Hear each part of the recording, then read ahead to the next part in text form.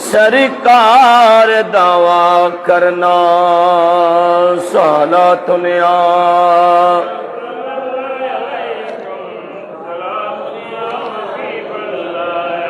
बिस्मिल्लाहिर्रहमानिर्रहीम इन्नल्लज़ीना ताबू वअस्लहू वअतसिमू बिल्लाहि वअखलसू दीनहुम लिल्लाह फउलाइका मअल मुमिनीना वसौफा यु'तिल्लाहुल मुमिनीना अजरन अज़ीमा वक़ाल अल्लाहु अज़्ज़ा व जल्ला बिस्मिल्लाहिर्रहमानिर्रहीम फसल्लि लिरब्बिका वन्हर सदक़ल्लाहु मौलानाल अज़ीम व सदक़ रसूलुहुन नबियुल हबीबुल अमीनुल करीम व नहनु अला ज़ालिका लमिनश शाहिदीन व शाकिरीन वल्हम्दुलिल्लाहि रब्बिल आलमीन मौलाया रब्बि सल्लि व सल्लिम व बारिक अलैहि। जलवागाहे खास को आलम बुती कोई क्या मोहर आलम ताब है जरा हरी में यार का मोहर आलम ताब है जरा है हरी में यार का।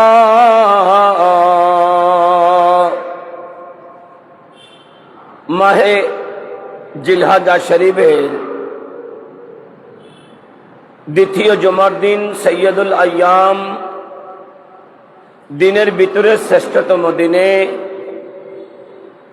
হজের চাঁদ 9 জিলহজ শরীফ তথা কোরবানির ঈদটাকে সামনে রেখে রব্বে করিমের সন্তুষ্টি অর্জনের লক্ষ্যে আযানের ধ্বনি হাইয়া আলাস সালাহ হাইয়া আলাল ফালাহ শোনামাত্র মসজিদে আসার এবং বসার,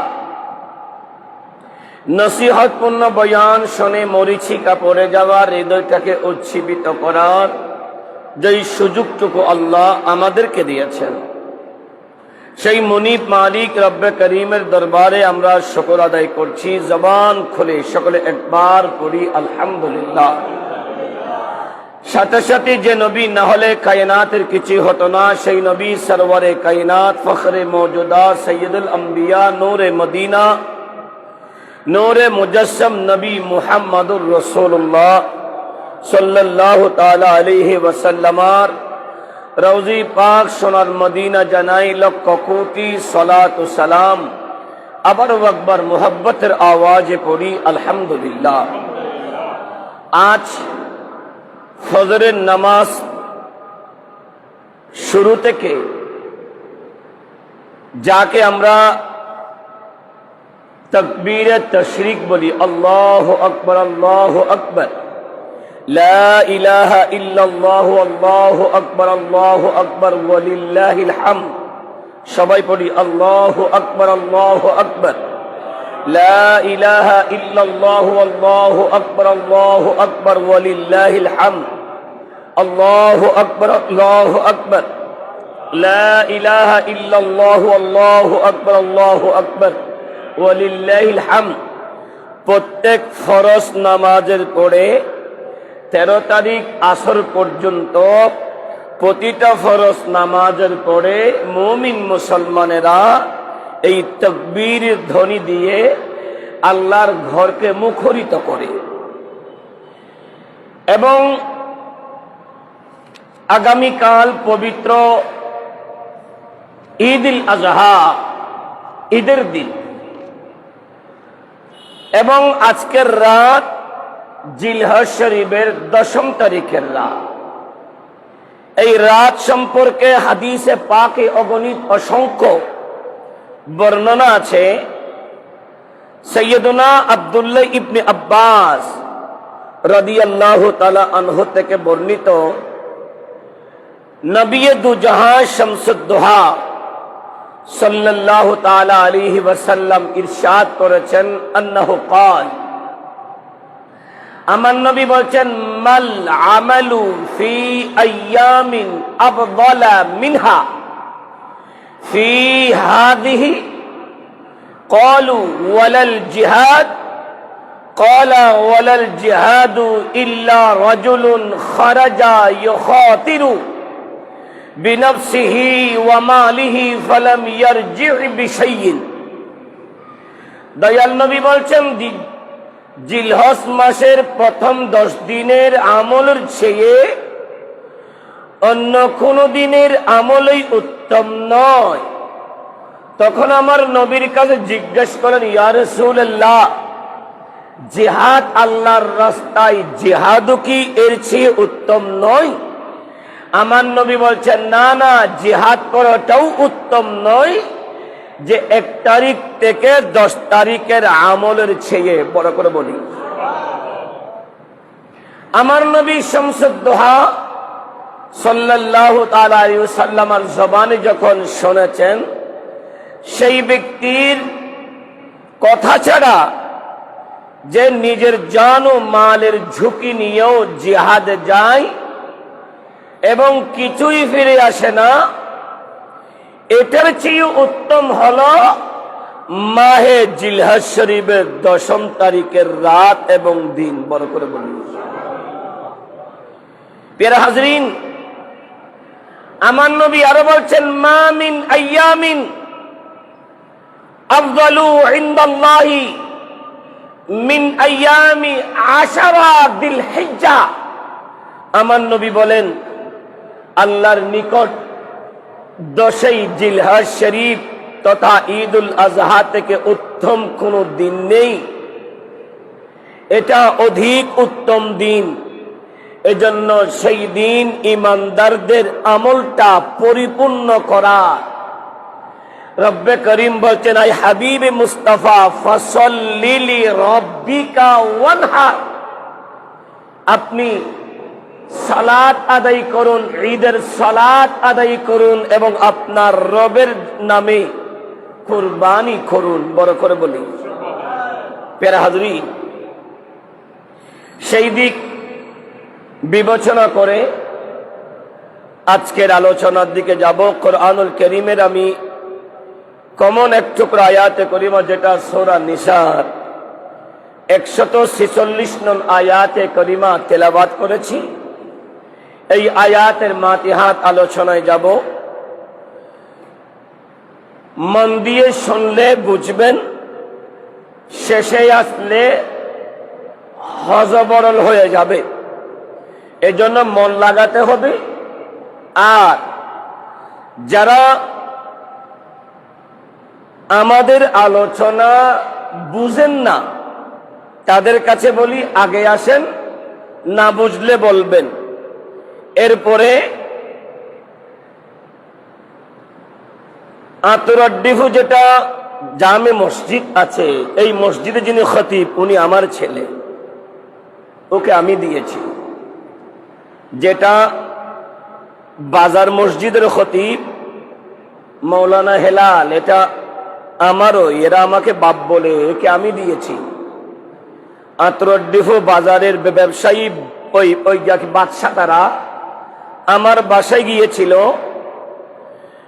আমার বাসায় যাওয়ার পরে আমি বললাম, আমি তো যেখানে সেখানে যাই না, আমি আমার একটা ছেলে দিতে পারি। এই হাতে ধরে আমি তাকে দিয়েছি। তো তার আলোচনার ধরন একরকম, আমার আলোচনার ধরন আরেক রকম। আমি যখন ওয়াজ করতেছি তখন হেলাল ছোট, কারণ আমার ওয়াজের বয়স 26 বছর। ওই সময় হেলাল ছোট, যদিও বা এখন দেখলে হেলালের ছোলার দাড়ি পেকে গেছে, আমারটা এখনো পাকেনি। এরপরেও যারা আমার হেলালের মতো ওয়াজ শুনতে চান তাদের কাছে বলি সবার আগে আসতে হবে। এই দুই একজনের আলোচনা যারা বুঝেন না তাদেরকে বোঝানোর জন্য এই স্টাইলে ওয়াজ করব, আপনারা শুনবেন। এরপরে আপনাদের যদি ভালো না লাগে আবার আপনারাই বলবেন, কারণ মসজিদের ইমাম আর খতিব এখন আমাদের দেশে বিকৃত মালের মতো, যার নেই কোনো গতি সেই করে মসজিদের ইমামতি। এটা ভেবে অনেকেই অনেক ডিজাইনের আলাপচারিতা করে, কিন্তু আমার ভাই আমি বলি, আমাকে বলবেন, আমার আলোচনা যদি বুঝে না আসে আমাকে স্পষ্ট করে বলবো, হুজুর আর একটু মডিফাই করেন। কারণ যারা এখন আলোচনা করছেন তাদের আলোচনার মাঠ আল্লাহ অহংকার মুক্ত করুন, তাদেরকে মাঠটা আমি দিয়েছি। এজন্য আল্লাহ আমাদেরকে সৎ আর হক কথা বলার তৌফিক দান করুন। আর একটা আওয়াজ করে বলি, সম্মানিত হাজরিন, আমার রব কুরআনুল কারীমে সূরাতুন নিসাতে বলছেন, ইল্লাল্লাযীনা তাবু ওয়া আসলাহু ওয়া আতাসিমু বিল্লাহি ওয়া আখলাসু দীনাহুম লিল্লাহ। কিন্তু সেই সমস্ত লোক যারা তওবা করেছে এবং সংশোধন করেছে, আল্লাহর রজ্জু রশিকে আঁকড়ে ধরেছে, নিজেদের দ্বীনকে শুধু আল্লাহরই উদ্দেশ্য করে নিয়েছে, ফাউলাইকা মাআল মুমিনিনা ওয়া সাওফা ইউতিল্লাহুল মুমিনিনা আজরান আযীমা। তবে তারা মুমিনগণের সাথে রয়েছে, আর অবিলম্বে রব্বে করিম মুমিনদেরকে মহা পুরস্কার দেবেন। বড় করে বলি প্রিয় হাজরিন, এই আয়াতের মাতিহাতে আজকে 12টা হাদিস আছে। আমার নবী শামসুদ দোহা আমাদেরকে এলান করছেন, ইলাম জেনে রাখুন, আন্নাল ইখলাসা আমরুম মুহিম্মুল লিল ইবাদ, নিশ্চয়ই ইখলাস বান্দার জন্য গুরুত্বপূর্ণ একটা বিষয়। লিআন্নাল ইবাদাতা তুকবালু ওয়া তুজজা হাসবাল ইখলাস, কেননা ইখলাস অনুযায়ী ইবাদত কবুল করা হয় এবং বিনিময় দেওয়া হয়। বড় করে বলি প্রিয় হাজরিন, ওয়া মা'নাল ইখলাসি আন ইয়াকসুদা বিল আমালি ওয়াজহাল্লাহি ওয়া রিদাহু ফাকাদ দুনা। ইখলাসের মর্ম হলো আমলের দ্বারা দুনিয়া এবং আখিরাতের কোন উদ্দেশ্য ব্যতীত একমাত্র রব্বে করিমের সন্তুষ্টি কামনা করা। বড় করে বলি প্রিয় হাজরিন, ওয়ারদিন আখিরা মিনাদ দুনিয়া ওয়াল আখিরা, আর এটাই হলো উঁচু মানের ইখলাস। হাযাল ইখলাসুল খাসা আওলা ইয়াকুনু লাহু ওয়ারদুদ দুনিয়া মিন সুমআতি ওয়া রিআ, আর আমলের দ্বারা দুনিয়ার সুখ্যাতি লোক দেখানো উদ্দেশ্য হবে না। ওয়াহাদাল ইখলাসুল আম্মা, আর এটা হলো সাধারণ মানের ইখলাস। রব্বে করিম কুরআনুল কারীমে ইরশাদ করছেন, কুল মেহবুবে মুস্তাফা আপনি বলে দিন, ইন্নী উমিরতু আন আ'বুদাল্লাহ মুখলিসান লাহুদ্দিন ওয়া উমিরতু লিআন আকুনা আউয়ালাল মুসলিমিন। হাই মেহবুবে মুস্তাফা আপনি বলুন, নিশ্চয়ই আমি মেহবুবে মুস্তাফা আদিষ্ট হয়েছি, আমি যেন তারই অর্থাৎ আল্লাহরই সন্তুষ্টি কামনা করে একমাত্র তারই ইবাদত করি। বড় করে বলি আর আওয়াজ করে। এই জন্য আমরা যেই নবীর উম্মত, আমাদের নবীর যেটা কালিমা, এটা লা ইলাহা ইল্লাল্লাহ ওয়াহদাহু লা শারীকা লা, আল্লাহ ছাড়া কোনো ইলা নাই, আল্লাহর কোনো শরীক, আল্লাহ একক। এই জন্য আমার নবী আল্লাহরই ইবাদত করেছেন বলে আমাদেরকে সেই আল্লাহর ইবাদতের দিকে সব সময় ডেকেছেন। বড় করে বলি প্যারা হাজরি, আমার নবী সরওয়ারে কায়নাত ইরশাদ করছেন, লিআন আকুনা আউয়ালাল মুসলিমিন, আমি আদিষ্ট হয়েছি যেন আমি সর্বপ্রথম রব্বে করিমের নিকট আত্মসমর্পণ করি। বড় করে বলি আর আওয়াজ করে প্যারা হাজরিন, আল্লাহ আরো বলছেন, ওয়ামা উমিরু ইল্লা লিয়াবুদুল্লাহ মুখলিসিনা লাহুদ্দিন হুনাফা ওয়া ইউকিমুস সালাতা ওয়া ইউতুজ যাকাতা ওয়া যালিকা দীনুল কাইয়্যিমা।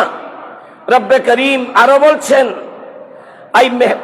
ওই সমস্ত লোককে তো আদেশ দেওয়া হয়েছে যেন তারা একনিষ্ঠভাবে আল্লাহর ইবাদত করে, সালাত তথা নামাজ প্রতিষ্ঠা করে, যাকাত আদায় করে। আর এটাই হলো সহজ সরল ধর্ম ইসলাম। বড় করে বলি আর আওয়াজ করে প্যারা হাজরি।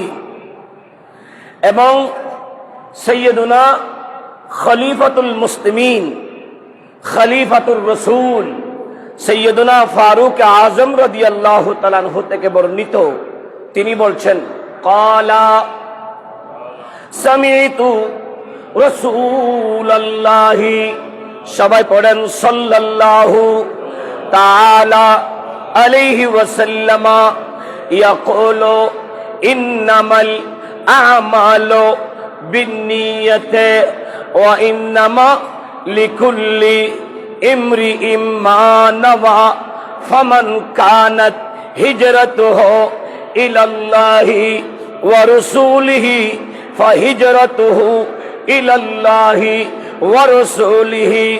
সাইয়্যিদুনা ফারুক আযম রাদিয়াল্লাহু তাআলা আনহু থেকে বর্ণিত, তিনি বলেন, আমি রাসূল করিম রউফুর রহিম সাল্লাল্লাহু তাআলা আলাইহি ওয়াসাল্লাম কি ইরশাদ করতে শুনেছি, নিশ্চয়ই আমল সমূহের সওয়াব নিয়তের উপরই নির্ভর করে। বড় করে বলি আর আওয়াজ করে, নিশ্চয় আমল সমূহের সওয়াব, যত ডিজাইনের আমল আছে, নামাজ, রোজা, হজ, যাকাত, কুরবানি, যত ডিজাইনের ভালো কাজ আছে সব কিছু সওয়াব এটা আমলের উপরই নির্ভর করে। কারণ যেই যেই নিয়তে করে সেইটা সেই নিয়তে পায়। যেমন আগামীকাল কুরবানি আসছে, লাখো লাখো মুসলমান আল্লাহর সন্তুষ্টির জন্য, আল্লাহকে পাওয়ার জন্য, আল্লাহ যে তাকে অর্থ সম্পদের মালিক করেছে, সে আল্লাহর দরবারে শুকর আদায় করার জন্য নাওয়াইতু আন আসবাহা হাদাল হাইওয়ানে বিসমিল্লাহে আল্লাহু আকবার বলে পশু জবে করে। যে বান্দার নিয়ত শুধু আল্লাহর সন্তুষ্টি থাকবে, আমার নবী বলে এই গরু জবে করে, গরুর রক্ত বের হওয়ার আগেই আল্লাহর দরবারে তার কুরবানি কবুল হয়ে যায়। আর একটা আওয়াজ করে, আর একটু মন লাগিয়ে দেন।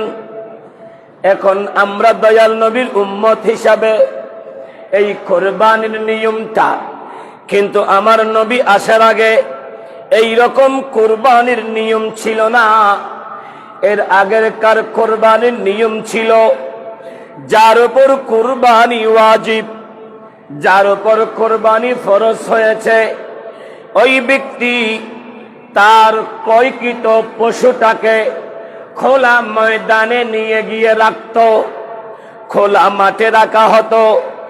আসমান থেকে অগ্নির গোলক এসে যার কুরবানি কবুল হবে ওই পশুটা জলে ছাই হয়ে যায়।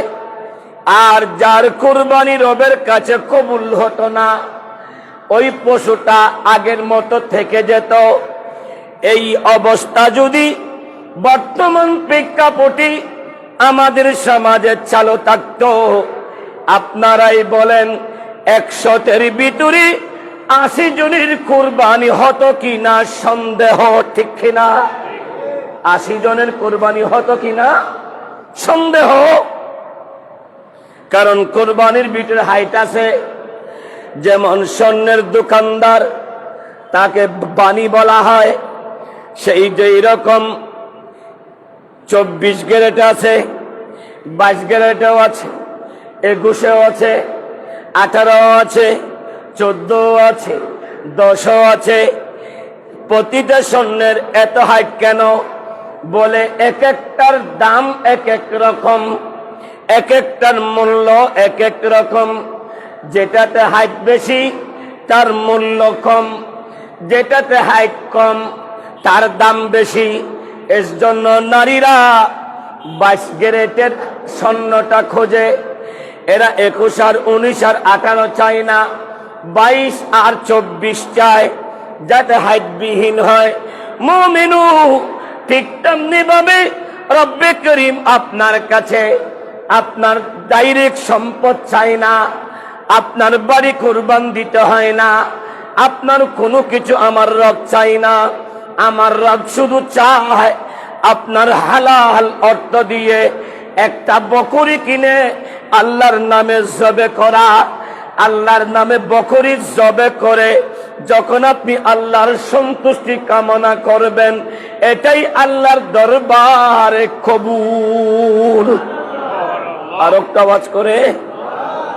এজন্য আমার নবী শামসুদ্দোহা বলছেন, যে ব্যক্তি প্রতিটা কাজে তার নিয়তটাই মূল। আমার নবী বলছেন, যে ব্যক্তির হিজরত আল্লাহ এবং রসুলের সন্তুষ্টির জন্য হবে, তার হিজরতটা আল্লাহ এবং আল্লাহ রসুলের জন্যই হবে। আর ওই ব্যক্তির হিজরতের উদ্দেশ্য দুনিয়া অর্জন অথবা কোন মহিলাকে বিবাহ করা হবে, তাহলে তার হিজরত যার জন্য করেছে তা হিসেবেই গণ্য হবে। অর্থাৎ নিয়তি থায় আপনি রবের সন্তুষ্টির জন্য করলে রবের সন্তুষ্টি পাবেন, আর বিবি সন্তানদের খুশি করতে করলে বিবি সন্তানদের সন্তুষ্টি পাবেন। এজন্য সহিহ বুখারী বলেন, হাদিসের কিতাবের প্রথম অধ্যায়ের প্রথম হাদিস, ইন্নামাল আমালু বিন্নিয়াতে। বড় করে বলি না সুবহানাল্লাহ। এর হাজরিন, আমার নবী শামসুদ্দোহার সাহাবা সাইয়্যিদুনা আবু হুরায়রা রাদিয়াল্লাহু তাআলা আনহু থেকে বর্ণিত, তিনি বলেন, আমার নবী শামসুদ্দোহা ইরশাদ করেছেন, ইন্নাল্লাহা লা ইয়ানজুরু ইলা আজসামিকুম ওয়ালা ইলা সাওয়ারিকুম ওয়ালাকিন ইয়ানজুরু ইলা কুলুবিকুম। বড় করে বলি। সহিহ মুসলিমের হাদিস। আমার নবী বলেন, নিশ্চয়ই আল্লাহ আমাদের শরীর, আমাদের আকৃতির দিকে তাকান না, আল্লাহ দেখেন না, আল্লাহ চান না, বরং আমার আল্লাহ আমাদের এই উম্মত তোমাদের কলবের দিকেই দেখেন। বড় করে বলি। আর একটা আওয়াজ করে। আল্লাহ আপনার সম্পদ দেখে না, আপনার বডিটা কিরকম দেখে না, আপনার সৌরত কিরকম দেখে না, আপনার সম্পদ কিরকম দেখে না। আল্লাহ শুধু আপনার কলবটা দেখে। এজন্য আমার নবী শামসুদ্দোহা বলে, উম্মত এই সাধারণ কলবটাকে সাধারণ কলবে রেখো না, এই কলবটাকে আল্লাহর আরশ বানানোর চেষ্টা করো। আল্লাহর আরশ বানানোর চেষ্টা করো। কারণ যারা বানাতে পেরেছে এরা সুলতানুল আরিফিন বাইজিদ হয়ে গেছে।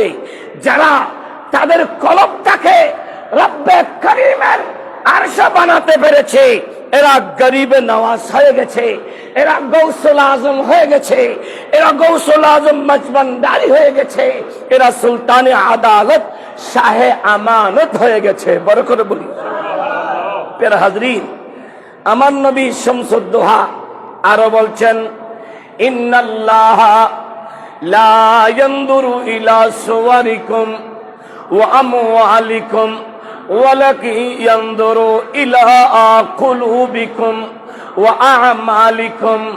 আমার নবী বলেন, নিশ্চয়ই এই উম্মতেরা আল্লাহ তোমাদের আকৃতি, তোমাদের মালের দিকে দেখেন না, তাকান না, চান না, বরং আমার আল্লাহ তোমাদের কলব এবং তোমাদের আমলের দিকে তাকায়।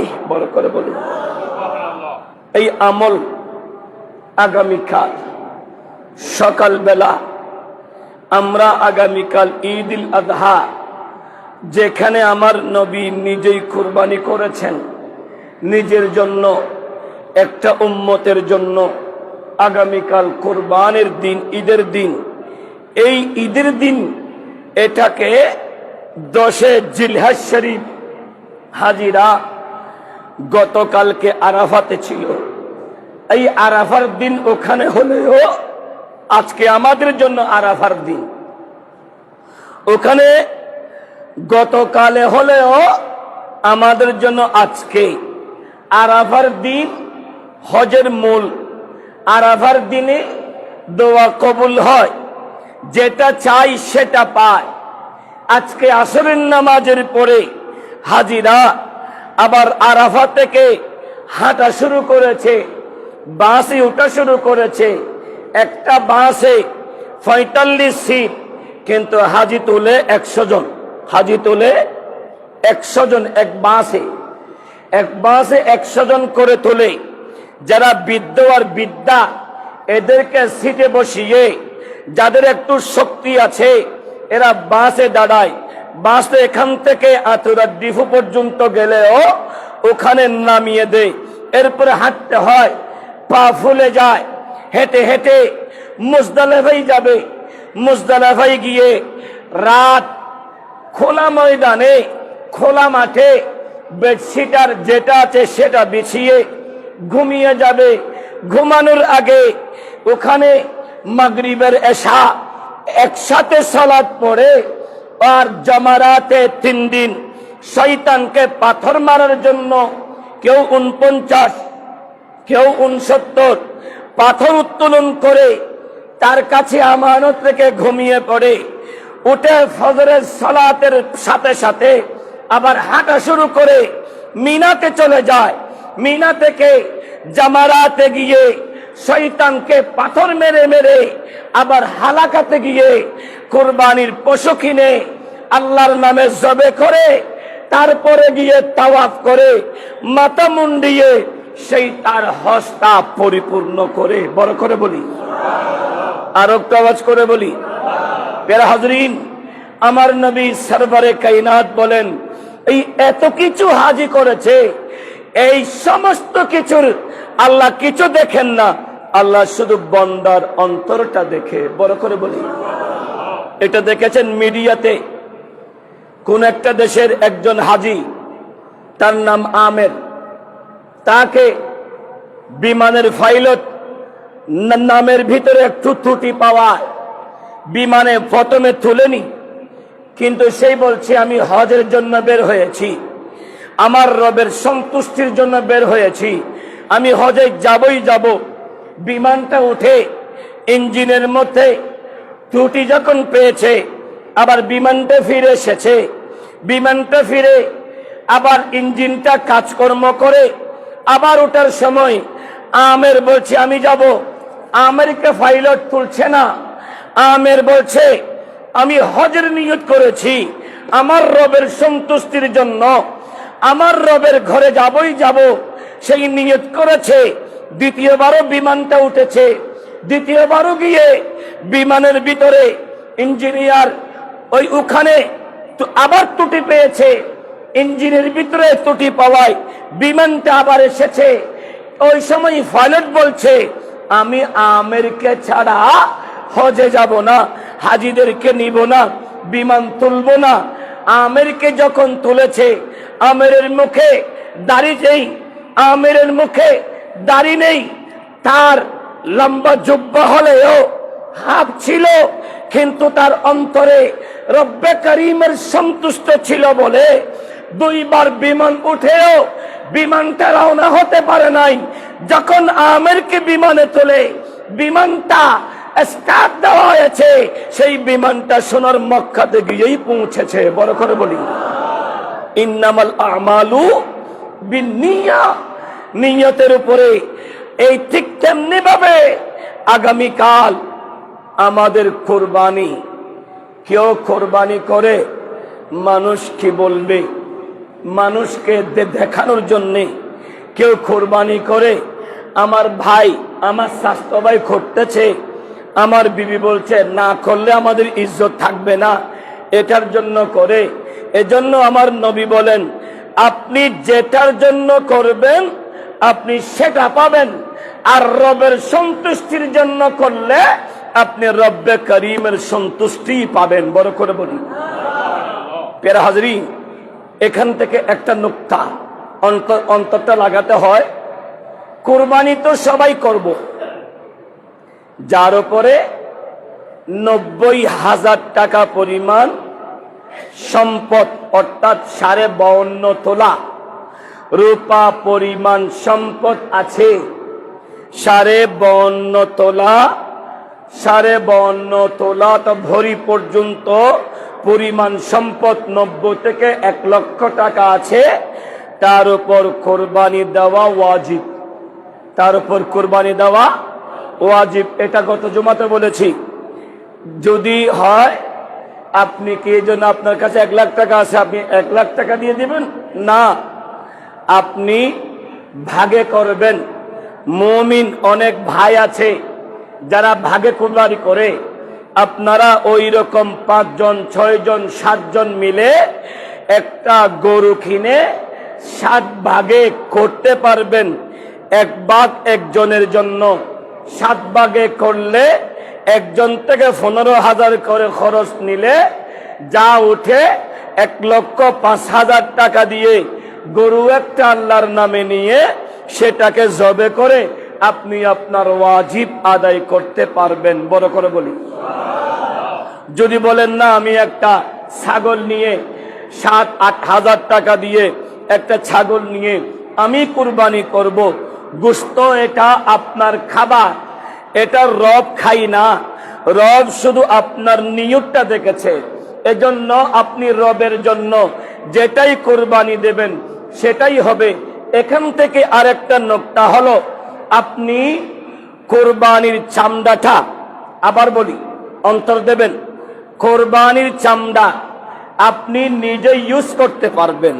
শুকিয়ে, লবণার শুকিয়ে নিজের জায়নামাজ বানিয়ে ইউজ করতে পারবেন। যদি ইউজ করেন তাহলে অসুবিধা নেই, যদি বিক্রি করে ফেলেন আপনার অধিকার নেই, আপনার হক নেই। এটা হক আপনার গরিব দুঃখী আত্মীয় স্বজন আছে। আর এখান থেকে আরেকটা নুকতা, আপনাদের এলাকার মসজিদ কাজ অসম্পূর্ণ। যদি এলাকার সবাই মসজিদে দিলে অল্প অল্প দিচ্ছেন, এটা দিয়ে কাজ স্বয়ং সম্পন্ন হচ্ছে না। সবার আর্থিকভাবে দুর্বল, আগে দিয়েছেন এখন ওই দেওয়ার মতো সেই ক্যাপাসিটি নেই, আগে দিয়েছেন এখন দেওয়ার মতো শক্তি কম আছে। আপনাদের জন্য আরেকটা হলো, প্রত্যেক এলাকার প্রতিটা কোরবানি দাতা যদি চায় কোরবানির চামড়াটা ডাইরেক্ট মসজিদ কমিটিকে দিতে পারে। মসজিদ কমিটিকে প্রত্যেক কোরবানি দাতা যদি কোরবানির চামড়াটা দিয়ে দে, মসজিদ কমিটিতে বিক্রি করে যা অর্থ পাবে এই অর্থ দিয়ে আল্লাহর ঘরের কাজ করাতে পারবে।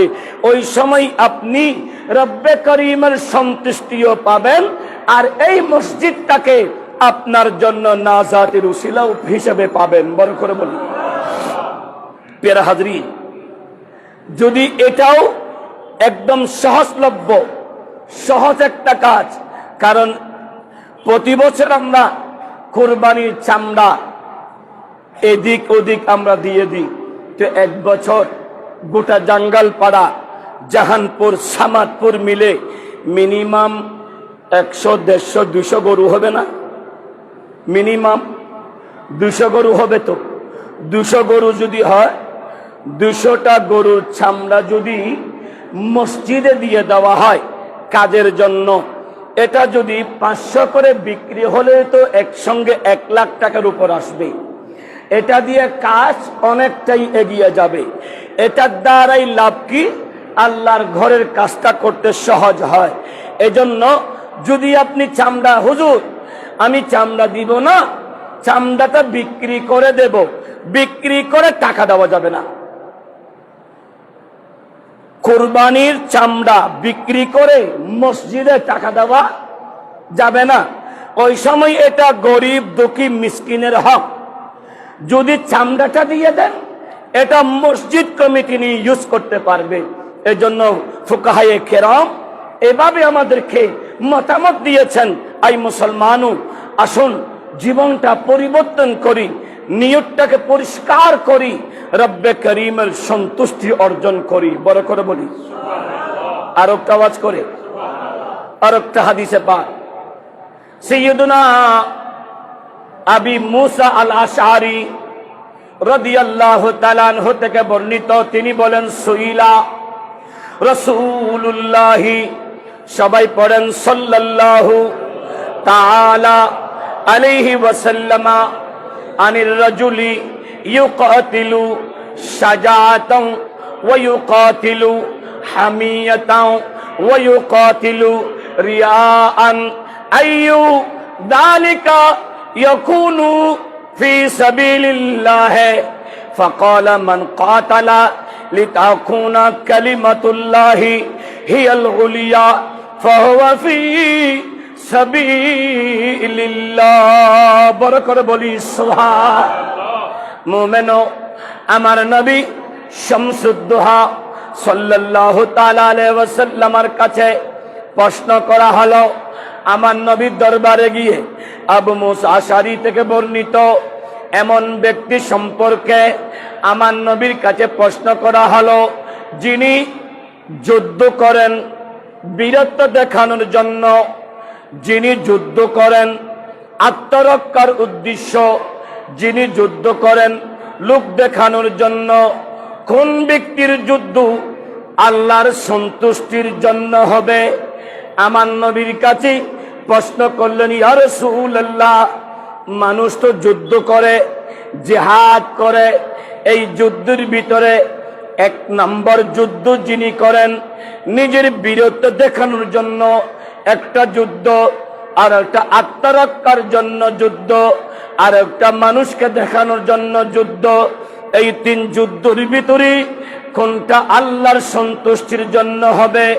আমার নবী শামসুদ্দোহা সাল্লাল্লাহু তাআলা আলাইহি ওয়াসাল্লাম ইরশাদ করেছেন, আমার নবী বলেন, যে ব্যক্তি আল্লাহর দ্বীন তথা ইসলাম তথা কালিমাকে সমুন্নত রাখার উদ্দেশ্যে যুদ্ধ করি, তিনি আল্লাহর সন্তুষ্টিতে যুদ্ধ করেন। বড় করে বলি আর একটু, আল্লাহর সন্তুষ্টি কিভাবে?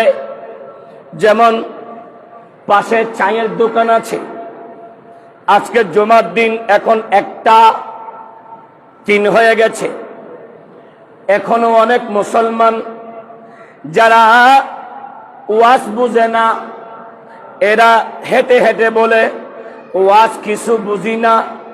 কারণ সেই তো ঘর থেকে বের হয় ওয়াজ শেষ হওয়ার 3 মিনিট আগে, সেই কি কখনো ওয়াজ বুঝতে পারবে? একটু আওয়াজ করে বলেন। কারণ সেই তো গড় থেকে বের হচ্ছে এখন। এই এখন যারা আসতেছে এরা কি আজকের ওয়াজ শুরু থেকে কিছু বুঝবে? কারণ সে আসছে কখন? শেষে। এই যারা শেষে আসতেছে আবার সবার আগে চলে যাবে। আবার দেখবেন কেউ মানুষ কি বলবে, জুমার দিন জুমা না পড়লে ইজ্জত থাকবে, এটার জন্য আসে।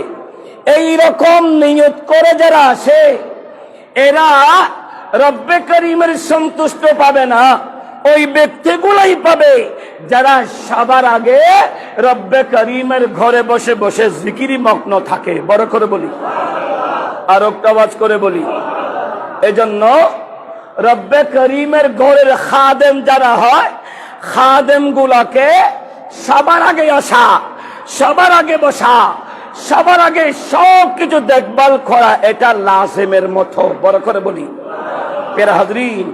এজন্য আমার নবী শামসুদ্দোহা সাল্লাল্লাহু তাআলা আলাইহি ওয়াসাল্লাম বলছেন, আমার নবীর কাছে যখন প্রশ্ন করা হলো, ইয়া রাসূলুল্লাহ, বীরত্ব দেখানোর জন্য যুদ্ধ, আত্মরক্ষার জন্য যুদ্ধ, লোক দেখানোর জন্য যুদ্ধ, এটার ভিতরে কোনটা উত্তম? আমার নবী বলেন, এখানে একটাও নেই। যে ব্যক্তির যুদ্ধটা আল্লাহর সন্তুষ্টির জন্য হবে এটাই এক নম্বর জিহাদ। বড় করে বলি, আর একটা আওয়াজ করে বলি। এই আগামীকাল ঈদুল আজহা, আলোচনাতে যাবার আগে অন্তরটা লাগাতে হয়। আগামীকাল ঈদুল আজহা। ঈদুল ফিতরের সালাত পড়েছিলাম কয়টায়? সবার মনে আছে? কটায়? 8:15। 8:15। কিন্তু এটা ঈদুল ফিতরের জন্য ছিল। আমার নবীর হাদিসে পাক, আসুন দেখি। আমার নবী বলছেন ঈদুল আজহাটা আগে পড়া উত্তম। ঈদুল আজহা আগে পড়া উত্তম। এজন্য ঈদুল আজহা হবে একেবারে তাড়াতাড়ি করে, যাতে মানুষগুলো ঈদুল আজহা করে একেবারে ঠান্ডাই ঠান্ডাই কোরবানির পশু জবে করে মানুষকে দাওয়াত দিয়ে খাওয়াতে পারে। মানুষকে দাওয়াত দেওয়া এটা সুন্নতে রাসূল, যেটা আগে আমাদের সমাজে ছিল, এখন কিন্তু আমাদের সমাজে এটা নাই। যেগুলা মসজিদের খেদমতে আছে আপনাদের ইমাম মুয়াজ্জিন, এদেরকেও বছরে 2টা বার এদেরকে খুশি করতে হয়, বছরে এদেরকে দেখভাল করতে হয়। কারণ আপনি আপনার ঘরে কুরবানি করতেছেন, আপনি আপনার বাড়িতে কুরবান করতেছেন, কিন্তু মুয়াজ্জিন আর ইমামগুলো আপনাদেরকে নামাজ আর ইকামত আর আযানের জন্য, আপনার সমাজের খেদমতের জন্য এরা বাড়ি ঘর ছেড়ে আপনাদের এলাকাতে যখন আছে, প্রত্যেকটা কুরবানি দাতার উচিত হয় তাদেরকে ভালোভাবে খাওয়ানো, তাদেরকে দাওয়াত দিয়ে খাওয়ানো এবং তাদেরকে কিছু সহযোগিতা করা, যাতে তারা মনে কষ্টটা না রাখে, তারা যেন আল্লাহর সন্তুষ্টি অর্জনে আপনাদের জন্য দোয়া করতে পারে। বড় করে বলি, সেটা আমাদের সমাজে এখন নাই। বিবির হাটে গরু দেখতে গেলাম, বলে একটা গরুর দাম 1,10,000 টাকা। হাসিল দিতে হবে, হাসিল দিতে হবে। তো হাসিলও দিব, গরুও নেব। দেখি পিছনে একজন আছে, কাকু এটা নিবেন? এটা নেন। ওনার নাম বুখার। ওনার নাম কি? বাংলাতে আমি বলতেছি না আর কি, ওনার নাম কি? বুখার। বাংলাতে কি বলা হয়? ওই একজন তো বলে ফেলেছে দালাল। উনি গিয়ে, কাকু এটা ভালো হবে, গুস্ত ঠেসা, বেশি গুস্ত, এটা নেন। ওই উনি শুধু এটা বলার কারণে ওনাকে 2,000 টাকা দিয়েছেন, 1,000 টাকা দিয়েছেন। উনি তারপরে বলে কম হয়েছে, কম হয়েছে, হয়নি। ওনাদেরকে দেওয়ার সময় চিন্তা ভাবনা আমরা করি না, কিন্তু যিনি আমার আপনার পশুটাকে হালাল করবেন ওনাকে আমরা 500 টাকা দিতে কম আমাদের কলিজায় লাগে, কষ্ট লাগে। এটার নাম হলো বৈষম্য। যারা আপনাদেরকে 24 ঘন্টা থাকে ওনাদেরকে দেবেন। যেমন আমি জবে করি না, আমাকে 1 টাকাও দিতে হচ্ছে না, আমাকে কারো বাড়িতে নিয়ে 1 টুকরা মাংস খাওয়াতে হচ্ছে না। আমি হয়তো খিদা লাগলে ইয়াকুব সাহেবের ওখানে চলে যাব, অথবা ইকবাল সাহেবের ওখানে যাব, অথবা ওই আমাদের কবির সাহেবের ওখানে যাব। কারণ আমি যাদেরকে চিনি, আমি তো সবাইকে চিনলেও সবার ঘর কোনটা সেটা তো আমি চিনি না, কারণ আমি তো এলাকাতে হাঁটি না। আমি তো ইমামগণের মতো, আগের ইমামের মতো মা খালা বলে বলে ঘরে গিয়ে গিয়ে বসার অভ্যস্ত নেই। এই জন্য এদিকের কথা ওদিকের কথা বলে বলে ফিতনা করার অভ্যাস নেই। আমি তো আসি আজানের টাইম, নামাজ শেষ, আমার কবির সাহেবের ওখানে খেয়ে আবার চলে যায়। কেউ দাওয়াত স্পেশাল দিলে হয়তো এদের সাথে যায়, আমাকে দিতে হবে না। আল্লাহর শুকর, আমাকে আমার রব যা দিচ্ছেন তাতে শুকর করি। আমি চলার মতো খেকাবাসিটি রাখি। কিন্তু আপনাদের এলাকায় 2 জন যে থাকে, মুয়াজ্জিন 2 জন থাকে, আপনারাই বলেন তো দেখি গত বছর কে কে এদেরকে সহযোগিতা করেছেন? হুজুর আপনাকে 1 কেজি মাংস দিয়েছি, ওই কারণ এখানে ফ্যামিলি আছে, খাবেন, এভাবে কে কে দিয়েছেন? এটার নাম বৈষম্য। আপনি আপনার এদেরকে দেখভাল করেন, কারণ এরা আপনাদেরকে নামাজ পড়াচ্ছে, আজান দিচ্ছে, আপনারা ডাকার সাথে সাথে যাচ্ছে। এদেরকে দেখভাল না করলে রবের দরবারে জবাবদিহিতা করতে হবে। কারণ ইন্নামাল আমালু বিন্নিয়া, যে হাদিয়া আপনি দিচ্ছেন ওই হাদিয়া দিয়ে ঘর বাড়া হয় না, তো চলে কিভাবে? রব্বে করিম চালায়, রব্বে করিম খাওয়ায়। এজন্য আপনাদের উচিত যারা যারা কোরবানি দিচ্ছেন দিবেন, এরা এদেরকে দেখভাল করা। পশু জবে করার সময় আমি তো ওপেন বলি, আমাকে যখন আমার মসজিদে কেউ বলে হুজুর আজকে আমার পশুটা আপনি জবে করবেন, আমি বললাম 1000 দিতে হবে, 1000। কারণ 1000 বললে উনি আর আমাকে নিবে না, ওই মুয়াজ্জিনকে নিবে।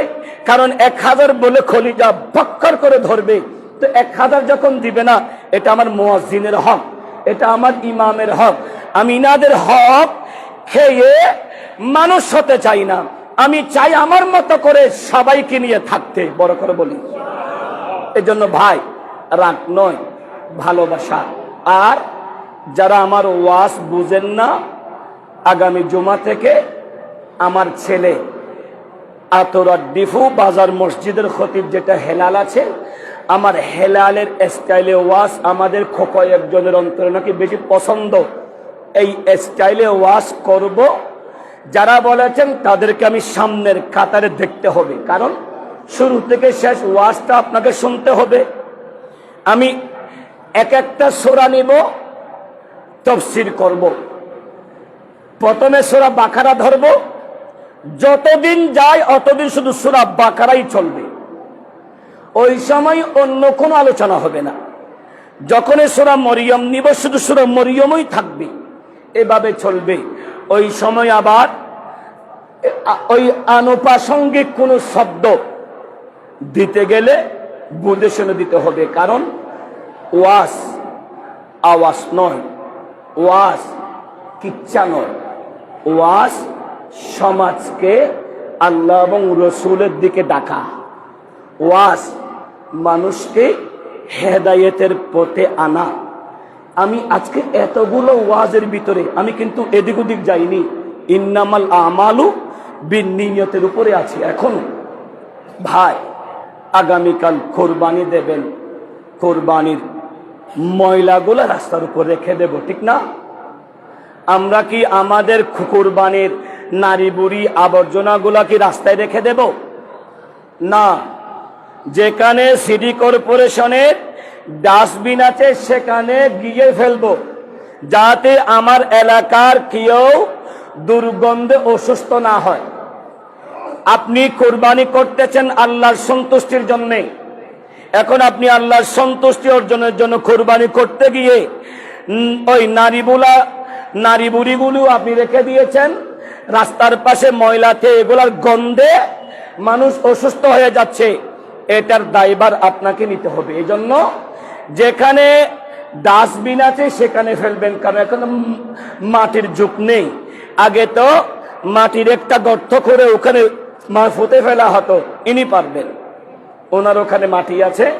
যেখানে যেখানে উঠান আছে, আপনার খোলা জায়গা আছে, গর্ত করে নারী বুড়ি আবর্জনা ফুতে ফেলবেন যাতে কষ্ট না হয়। 3 নম্বর, কোরবানির চামড়াটা, আবারও বলছি, এটা আমি আমার থেকে আবদার, কারণ প্রত্যেকটা জুমাই যখন বলি পিছনে অনেকে বলে হুজুর প্রতি জুমায় টাকার মা কথা বলে। ভাই, বলতে হচ্ছে আপনাদের কারণে।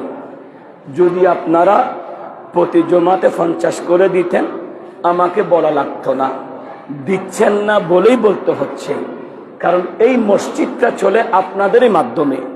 এখন একটা সুবর্ণ সুযোগ হলো, যারা কোরবানি দেবেন কোরবানির চামড়াগুলা মসজিদে দিতে পারেন। চামড়াগুলা, আমার ইকবাল ভাইকে বলছি, যদি আমাদের কোনো কোরবানি দাতা যদি চামড়াগুলা মসজিদে দেয়, আপনারা কি নিতে পারবেন? তাহলে মসজিদ কমিটি আছে, এটা আমার থেকে বলছি, শরীয়তের একটা মাসালা। আপনি 1000 টাকা দিতে গেলে কষ্ট হচ্ছে, তো আপনার একটা পশুর চামড়াটা এখানে দিয়ে দেন। এখানে যদি 200 কোরবানি দাতা আছে, এই বছর কাউকে দেবেন না, এই বছর এই এলাকার কোরবানির চামড়া কাউকে দেবেন না। সমস্ত চামড়াগুলা আপনারা এই মসজিদে এনে আপনি দিয়ে দেবেন। যদি বলেন হুজুর আমি তো আনতে পারবো না, কমিটির 2টা মানুষ লাগিয়ে দিক, ইনারা গিয়ে নিয়ে আসবে, তাও ইনারা গিয়ে নিয়ে আসতে পারবে। আপনাদের কাছে শুধু আবদার থাকলো, যাতে আমি আগামী 2 মাস বলতে না হয়, টাকার কথা যেন না বলি, এটার জন্য 2 মাস আলোচনাটা কোরআন এবং সুন্নাহ দিয়ে এক একটা সূরার ব্যাখ্যামূলক আমি ওই তাফসীরটা করার জন্য এটা আপনাদের সহযোগিতা চাচ্ছি। আপনারা যদি সামনাগুলা কালকে সবাই যদি দিয়ে দেন, এখানে তো আছে, আরো তো আছেই, আমরা ওটা বিক্রি করে যা পাই তা সুন্দর করে 2য় তলার কাজ ধরব। এটাই তো 10 মিলে করি কাজ, হারি যেতে নাহিলাজ, এটাই নিয়ম। আল্লাহ আপনাদেরকে কবুল করুন, আমিন বলি। 4 নম্বর, ঈদ উল ফিতরে কিছু খেয়ে এসেছিলেন, ঈদ উল আজহাতে কিছু খাবেন না, না খেয়ে আসবেন। ঈদ উল ফিতরে যেমন বলেছিলাম, এক রাস্তা দিয়ে আসা আর এক রাস্তা দিয়ে যাওয়া। এখন আমাদের একটাই রাস্তা, এই জন্য এক পাশ দিয়ে আসবেন আর এক পাশ দিয়ে যাবেন, আপনার মুস্তাহাবের সওয়াব অর্জিত হয়ে যাবে। এরপর আপনার পশু যাই হোক, গোশত যদি 3 কেজি হয় 3 ভাগ করেন, 1 ভাগ আপনার প্রতিবেশী গরিবদেরকে দেন, 1 ভাগ আত্মীয়দেরকে দেন, আর 1 ভাগ সুন্দর করে ছোট ছোট প্যাক করে ফ্রিজে রাখেন, আপনি খান, আপনিও খাবেন, আত্মীয়দেরকেও খাওয়াবেন, গরিবদেরকেও খাওয়াবেন। আপনি দেখতেছেন কোন ফকির আসছে, ঘরে মাংস নেই, সুন্দর একটা সালাম দিয়ে আসসালামু আলাইকুম বোন, মা জননী এতক্ষণ ছিল, যা ছিল দিয়েছি, এখন নেই, সুন্দর একটা সালাম দিয়ে উত্তরটা দেন। দেখো দেখো দেখো দেখো, নাই নাই নাই নাই, এভাবে কর্কট ভাষা দিয়ে বলবেন না, সুন্দর ভাষাটাই আপনার জন্য একটা সৎকার সওয়াব বড় করে বলবেন। এরপরে আপনি বুড়ি যেটা বলা হয়, মানে বাড়ার যাকে বলা হয়, অন্তর দেবেন।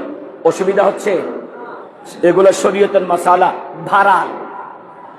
ভাড়ার যাকে আমরা বট বলি, ইমাম 2 ভাগ হয়েছেন, কেউ বলছে, আলা হযরত বলছেন মাকরুহে তাহরিমি, হারাম, খাওয়া যাবে না। যেই জিনিসটা হারাম হয় সেটা বিক্রি করা যাবে না, বলেন না। যেই জিনিসটা হারাম সেটা বিক্রি করা যাবে, সেটা আবার কাউকে দান করা যাবে? দানও হবে না, বিক্রিও হবে না। এখন যেখানে ইখতিলাফুল আইম্মা আফজল, ইমামগণের ইখতিলাফ অতি উত্তম, এজন্য বট যেটা বটের ভিতরে ছোট ছোট কিছু আছে, একে অনেকেই সাত ফলদা বলা হয় না, এখানে কি বলে? সাত ফলদা। এটা খাওয়া যাবে না, নারী বুড়ি খাওয়া যাবে না। বট যেটা, এটাকে যদি ভালো করে পরিষ্কার করে 100% পরিষ্কার হয়েছে সেটা বলতে পারেন, তাহলে কোন ইমামগণ জায়েজ বলেছেন। এখন আপনি খেতে পারেন, নাও খেতে পারেন, সেটা আপনার ইখতিয়ার, আপনার ব্যাপার। এটা নিয়ে সমাজের ভিতরে ফিতনার কোনো প্রয়োজন নেই। শুধুমাত্র মনে রাখবেন, কিছু তবুরকাতের মাংস রান্না করে বাড়িওয়ালাদেরকে ডাকবেন। আমার নবীর সুন্নাহ, আমার নবীর এনে এভাবে দেখে সবাইকে নিয়ে রুটি দিয়ে খেয়েছেন, তো আপনারাও সেই সুন্নাহটা পালন করবেন। কারণ আমার মতো অনেক আছে গরিব, যারা কোরবানি দিতে পারতেছে না, কিন্তু আপনাকে বলবে না। ওনাদেরকে যদি বলেন আজকে আমার ঘরে আসো, একটা রুটি খেতেই হবে, উনি যখন একটা রুটি একটা ঝোল দিয়ে খাবে, রব্বে করিমের আরশ পর্যন্ত খুশি হয়ে যাবে। এজন্য ছোট ছোট জিনিসগুলা অন্তরে রাখবেন। তো আগামীকাল ঈদের নামাজ কয়টায় হবে? 7:30টায়। কারণ ঈদুল আজহার নামাজটা আগে পড়া উত্তম। বলেন, আগে পড়া উত্তম, অতি উত্তম। শুধু উত্তম না, অতি উত্তম। এটা নিয়ে হাদিসে পাকও আছে। তো এখন আপনারাই বলেন, ঈদুল আজহার নামাজ 7:30টায়, 7:30 দিলে কোনো অসুবিধা হবে? কারণ 4:40 ফজরের সালাত, 4:40 ফজরের সালাত হলে না, তাহলে 5টায় বের হয়ে গেলেন, 7:30 হলে 2.5 ঘন্টা সময় পেলেন। ঈদুল আজহার নামাজ পড়ার আগে ফজরের নামাজ পড়তে হবে। ফজরের নামাজ না পড়ে ঈদুল আজহার নামাজ পড়তে আসার দরকার নাই। যদি ঈদুল আজহার নামাজ পড়া লাগে, মুসলমান হিসেবে ওয়াজিব হয়, অত্যাবশ্যক হয়, তাহলে ফজরের নামাজ জামাতের সাথে পড়তেই হবে। বলেন না সুবহানাল্লাহ?